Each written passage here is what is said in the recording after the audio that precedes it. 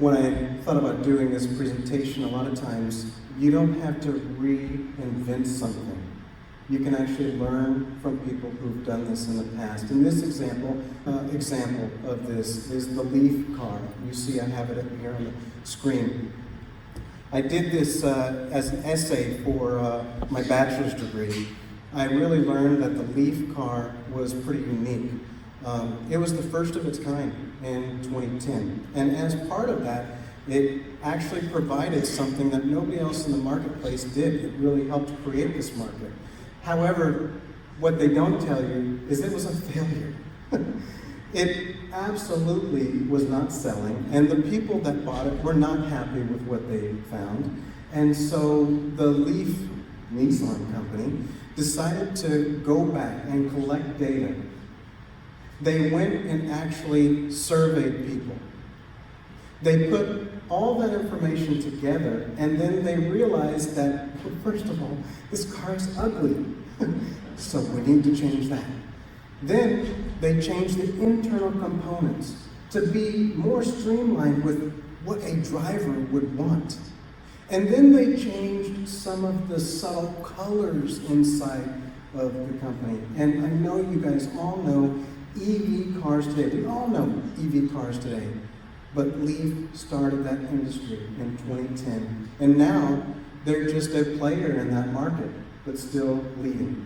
So again, being able to use the data-driven decisions helped these areas. Now, we want to identify the data sources, right? There's a lot of data sources, right? You see them on this screen here.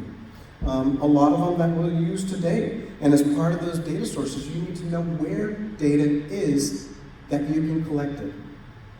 Now, here are 4 places that everybody tends to have in your organization. Registration data. We were just at a conference here today. Login data from a portal, HR collective data, survey data. You could create your own data by using survey data. Again, being able to actually know where that data is coming from is going to be key. Now, by the way, I've just listed some common data. Anybody out there know any other locations that you could find some data that we could use? Once you find that data, you need to make sure to validate that data.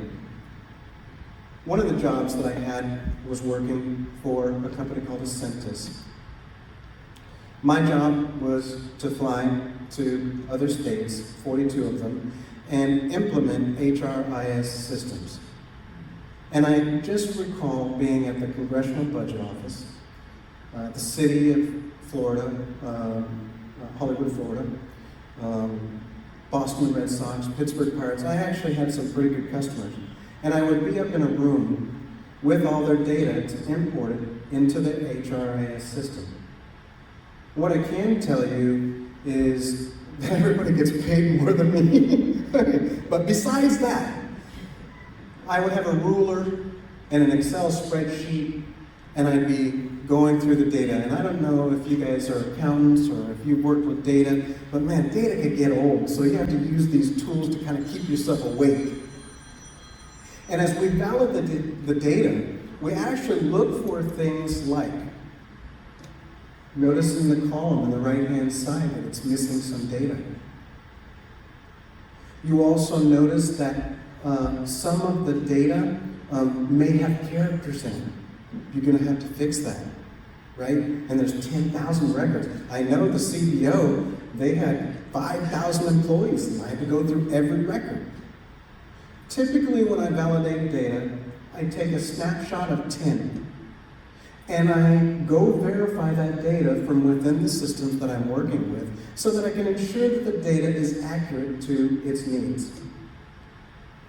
Most importantly, I can't rely on all the things that I really want, like the best tools. You notice in the top left-hand corner here, I've got the Power BI, and I've got the SQL Server and the Splunk. Listen, I had to go to different client sites, and the one tool that every client had was Microsoft Excel. I could either choose to have the best tool, or I could get the data from the tool that's available to me. I had to make sure it was clean. I had to test it before I put it in the system. So we have to validate that data. We got to make sure that data is great. Now, typically, when we make sure that data is great, we may find some problems, right? What we call pitfalls from that data. Now, there's a lot of this stuff that you may know, right? We work with data. And we have data that's not good data. I told you about the character. Or we may have flawed recommendations from that data, right? We could take a look at that data, but if we don't have somebody who has domain knowledge about this data, what does that data mean to us? Not much. We could have poor communication with that data, right? We've got a great data analyst, we had the perfect tool, we collected the data, and now we're going to share it with people, and the people that are sharing it are not very persuasive. We can also derive the wrong decisions from the data, right? Here we are, right? We collect all the data, and we know all the answers anyway because we just want to use the data to prove our point. So what am I saying? I actually may have a bias about the decisions of this data, and because that, I'm making the wrong decisions.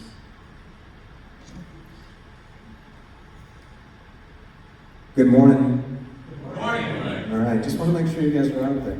On this next slide, we're going to do a little check here, a little knowledge check, just to see if you guys are awake, okay? But listen, even though I don't get to pick the best tools that I could use every site that I went to, I want you to know what the best tools are out there today. You may have them. In 2023, the Forbes Advisor recommended these tools, Power BI. Let me say it again. Power BI, being at the very top. Listen, I told you, having a cold and talking up here, this is crazy. Anybody want to switch with me right now? Okay. I think it's important to know that these tools will help you achieve your goals. But remember, in absence of the perfect tool, you still need to get the data that you need. Okay, at this point, I'm going to ask everybody to stand up.